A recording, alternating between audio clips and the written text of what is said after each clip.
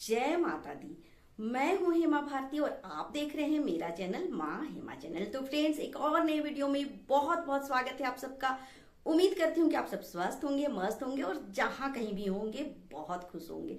और हमेशा की तरह माता रानी की कृपा से मैं भी बहुत खुश हूँ। तो चलिए फ्रेंड्स, इस वीडियो में जानेंगे कि हमें किस देवी या देवता का जाप करना चाहिए। ब्रह्मा, विष्णु, शिव जी, दुर्गा जी या फिर माता लक्ष्मी या हनुमान जी का हमें भजन करना चाहिए। चलिए आपको मैं अच्छे से बता दूं कि किस देवी देवता का भजन करने से आपको पूर्ण लाभ मिलने वाला है, सीधे वैकुंठ को प्राप्त करेंगे। तो चलिए शुरू करते हैं।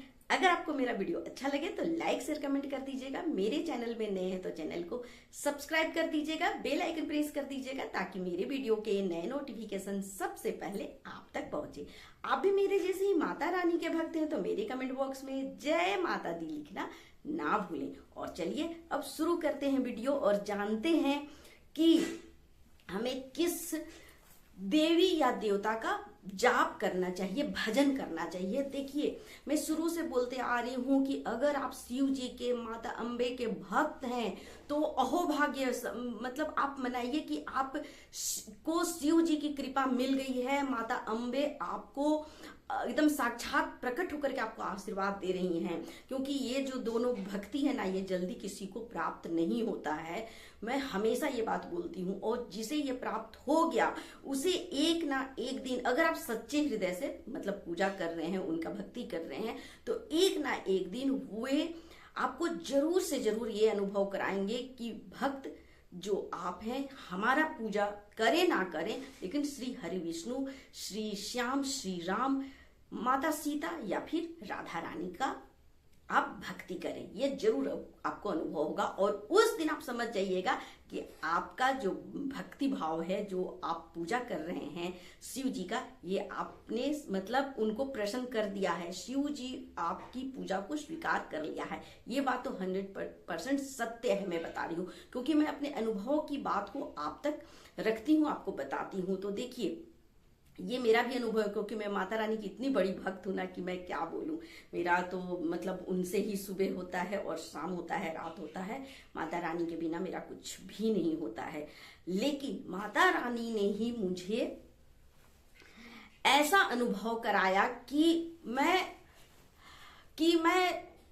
अचानक से ही अपने कृष्ण कन्हैया, अपनी राधा रानी की भक्त बन गई। उनकी पूजा में कब कैसे करने लगी पता ही नहीं चला। कब मेरे निर्मल हृदय में राधा रानी और कृष्ण जी का बसेरा हो गया, ये पता ही नहीं चला। और मैं आपको ये भी बता दूं कि गीता में, शास्त्र में कहा गया है, भगवान खुद कहे हैं गीता में कि भक्त, अगर तुम एक कदम आगे बढ़ाओगे ना तो मैं 10 कदम आगे बढ़ाऊंगा। अगर तुम 10 कदम आगे बढ़ाओगे ना तो मैं 100 कदम आगे बढ़ाऊंगा। तो इस तरह से श्री कृष्ण भगवान जी गीता में कह चुके हैं कि अगर आपने भगवान की तरफ हाथ बढ़ाया है तो फिर भगवान खुद आपको हाथ पकड़ के आगे आगे लेके चलेंगे। फिर आपको घबराने की कोई बात नहीं है। लेकिन दिक्कत ये है कि भक्त जो है, जो संसारिक लोग हैं, जो वे लोग कदम ही नहीं बढ़ाते हैं। जब तक वो एक कदम नहीं बढ़ाएंगे तो कैसे लेकर के जाएंगे भगवान जी। तो इसलिए आप कदम बढ़ाइए पहले और तब शिकायत शुरू कीजिए। पहले ही हम लोग भगवान को की तरफ तो ध्यान देते नहीं है, संसार के पीछे ही भागते रहते हैं। रुपया, पैसा, चुगला चुगली, मतलब क्या क्या करते रहते हैं संसार में ना, इसका कुछ पता नहीं है।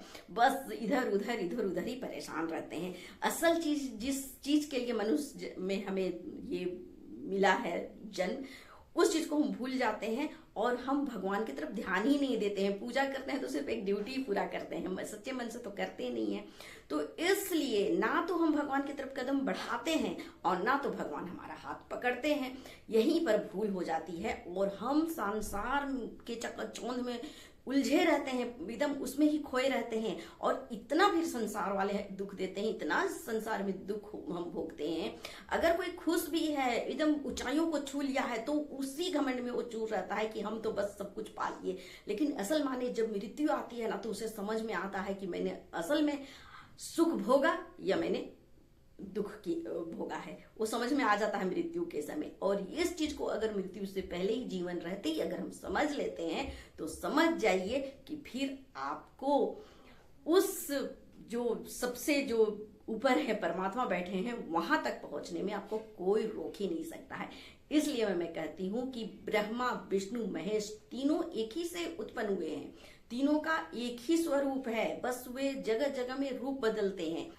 तो मैं आपको बता दूं कि देखिए, जैसे कि मैं एक उदाहरण देके आपको समझाती हूँ कि जैसे कि कोई एक पिता है, ठीक है, एक पिता है, तो पिता क्या ऐसे ही बन गया? वो पहले किसी का पति है तभी वो पिता है। अगर वो किसी का पति है तो जरूर वो किसी का पुत्र है। अगर वो किसी का पुत्र है तो उसके भी कोई ना कोई पिता जरूर है। तो इस तरह से देखिए रिश्ते कैसे बदल रहे हैं। हम जैसे कि मैं एक माँ हूं, ठीक है, तो मैं सिर्फ माँ तो नहीं हूं, मैं एक पत्नी भी हूं। और हर इंसान कहीं ना किसी रिश्ते से तो जुड़ा ही होता है। मैं एक माँ हूं, साथ में मैं पत्नी हूं, पत्नी हूं तो मैं किसी की पुत्री भी हूं, किसी की बहन भी हूं।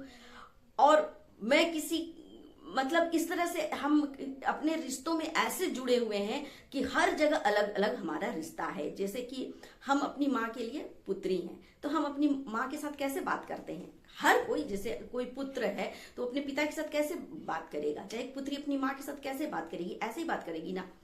पिताजी हमको जाना, थोड़ा सा एक झिझक होगा अपने पेरेंट्स के सामने, अपने माता पिता के सामने, वो उतना खुल के तो नहीं, मतलब एक रिस्पेक्ट के साथ ही बातें करेंगे ना। पिताजी क्या मैं जाऊं, पिताजी ऐसा हुआ है क्या मैं कर लूं, पिताजी मैं ये कर रहा हूं, ऐसे बात करेंगे ना।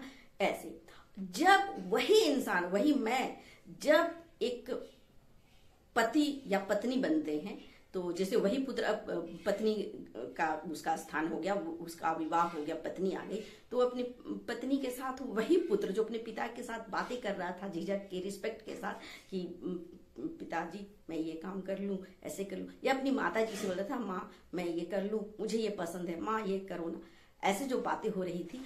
अब क्या वो अपनी पत्नी के साथ उस तरह से बात करेगा? नहीं करेगा ना। वो अपनी पत्नी के साथ कैसे बात करेगा? वो पूरे हक के साथ बात करेगा, अधिकार के साथ बात करेगा कि अरे ऐसे कर लो, चलो ऐसे करते हैं। एक उसका बातें करने का तरीका, उसका व्यवहार सब कुछ बदल जाएगा। माँ के साथ जो व्यवहार कर रहा है उसका एकदम ठीक विपरीत बातें करेगा अपनी पत्नी के साथ। या हम जो अपने पिता के साथ बात करते थे ठीक विपरीत बात करेंगे अपने पति के साथ। रिस्पेक्ट रहेगा लेकिन तरीका अलग हो जाएगा।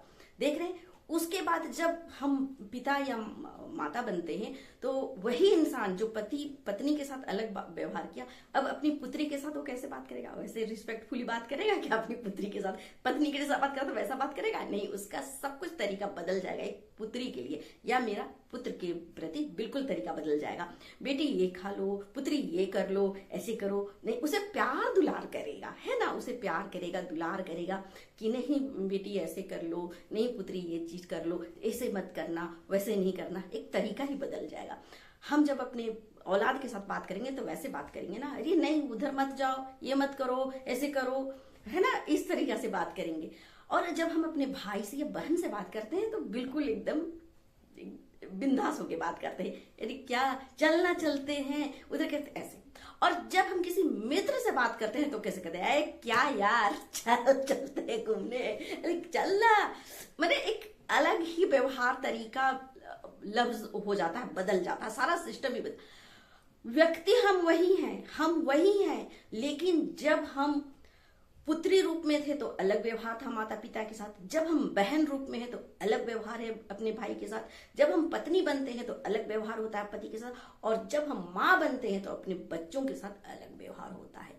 हम व्यक्ति वही, यही चीज है शिव जी के साथ। जब वो ब्रह्मा रूप में है तो अलग उनका व्यवहार होगा, जब वो शिव रूप में है तो अलग होगा, और जब विष्णु रूप में हम पूजा करते हैं तो उनका सब कुछ बदल जाता है। तो आपको चाहिए कि आप किस रूप में उनका पूजा करते हैं। लेकिन अनुभव बताता है, जब आप शिव जी की पूजा करेंगे ना तो आपको समझ में आ जाएगा कि आपको वो किस तरफ, कौन सा दिशा दिखा रहे हैं, किस तरफ आपको प्रेरित कर रहे हैं पूजा भजन करने का, वो अपने आप ही पता चल जाएगा आपको। और अगर आप सच्चे भक्त हैं, आप सही में मायने में आप भजन करते हैं, भगवान को पाना चाहते हैं, तो एक अलग अंदर से उत्साह रहेगा आप में, बस वो तड़प होगा कि बस मुझे भगवान ही चाहिए और कुछ नहीं। कैसे 5 साल के आयु में ही प्रहलाद ने भगवान का भजन करने लगे थे, उन्हें बस श्री हरि विष्णु के अलावा कोई दिखाई नहीं देता था। ना माता पिता दिखाई देंगे, ना पुत्र औलाद, ना मित्र, कुछ भी संसार में दिखाई देना जब बंद हो जाएगा, मात्र एक जब आपको प्रभु दिखाई देंगे, उस परमात्मा को आप देख पाएंगे, तो फिर यहीं से आपकी भक्ति जो है वो शुरू हो जाती है। और तब आपको अनुभव होगा कि राम नाम, हरि नाम, श्री श्याम नाम के अलावा कुछ भी सत्य नहीं है। हर जगह बस वही है। और श्री हरि विष्णु हमेशा अपने लक्ष्मी माता के ही वश में रहते हैं। जो श्री श्याम है वो हमेशा राधा रानी के वश में होते हैं। वे उनके चरणों में हमेशा बैठे होते हैं और उनके चरणों को दबाते हैं और अपने अश्रुधार निकालते हुए उनके चरणों को निरंतर धोते रहते हैं। ये ऐसे श्री श्याम जी हैं, ऐसे हमारे कृष्ण भगवान जी हैं जो राधा रानी के वश में हैं। तो सबसे महान कौन हुए? हमारी राधा महारानी ही हुए, क्योंकि तीनों लोक के स्वामी जो हमारे शिव जी हैं वो तब तक प्रसन्न नहीं होते हैं जब तक कि श्री श्याम जी का आप भक्ति नहीं करते हैं। और श्री श्याम जी कौन है? जो राधा महारानी के चरणों में बैठकर निरंतर अश्रु बहाते रहते हैं और अपने अश्रु से राधा महारानी के चरण जो है वो पखारते रहते हैं। तो सबसे ब्रह्मांड में, पूरी दुनिया में, हर जगह सबसे महान नाम कौन है? तो राधा रानी का नाम है सबसे महान। तो मैं इसलिए कह रही हूं कि आप राधा रानी का ही जाप करें, क्योंकि राधा नाम से आगे ना कुछ है और ना कुछ पीछे हो सकता है। तो राधा नाम सबसे बड़ा नाम है। उनके ही जाप से आपको देखिए किसी भी चीज की तरफ ना भागना, ना कोई मंत्र, ना तंत्र, ना कुछ भी नहीं। कुछ मत सोचिए, कुछ किसी चीज के बारे में आपको चिंता करने की जरूरत है ही नहीं। बस एक नाम पकड़ लीजिए, राधा, और राधा नाम का ही आप जप कीजिए, उनका ही उसे आप मंत्र मानिए, तंत्र मानिए, जो भी है सब राधा ही नाम है। और आप राधा भक्ति में लीन हो जाइए। हर वक्त राधा राधा राधा राधा जब जाप करेंगे ना, तो देखिएगा सब कुछ साफ साफ, जो ये धुंधला, ये संसार से आप जो धुंधला आपको दिखाई देता था ना, सब कुछ क्लियर दिखने लगेगा। और आपको साफ साफ दिखाई देगा कि संसार के आगे भी एक दुनिया है और जो बहुत ही खूबसूरत है, बहुत ही सुंदर है, जहाँ सिर्फ राधा नाम गूंजता है, जहाँ सिर्फ श्री कृष्ण भगवान होते हैं अपने राधा रानी के साथ। और तब जो आपको आनंद प्राप्त होगा ना, वो आनंद आपको तीनों लोक में कहीं नहीं मिलने वाला है। किसी भी भगवान का पूजा कर ले, कितना भी आप तपस्या कर ले, कुछ भी ज्ञान आप हासिल कर ले, गीता का ज्ञान, शास्त्र का ज्ञान, कोई भी ज्ञान प्राप्त कर ले, लेकिन आप कितना भी डिग्री हासिल कर ले, पढ़ ले, शिक्षित हो जाएं, लेकिन राधा नाम जब आप जान जाएंगे ना, राधा नाम में लीन हो जाएंगे ना, तो जिस आप डिग्री को प्राप्त करेंगे ना, वो कोई भी नहीं उस बराबरी कर सकता है, उसके बराबर कोई भी नहीं है। राधा नाम इतना महान है। तो आज ही आप समझ जाएं, जान जाएं और राधा रानी का नाम शुरू कर दे जाप करना। तो आपको समझ में आ गया होगा फ्रेंड्स कि हमें किस नाम का जाप करना चाहिए और किस नाम के जाप से हमें वैकुंठ प्राप्त हो सकता है। और चलिए फ्रेंड्स, इसी के साथ मैं अपनी वीडियो को अंत करती हूँ। अगले वीडियो में नए विषय के साथ फिर मिलती हूँ। तब तक के लिए मुझे आज्ञा दीजिए। जय माता दी।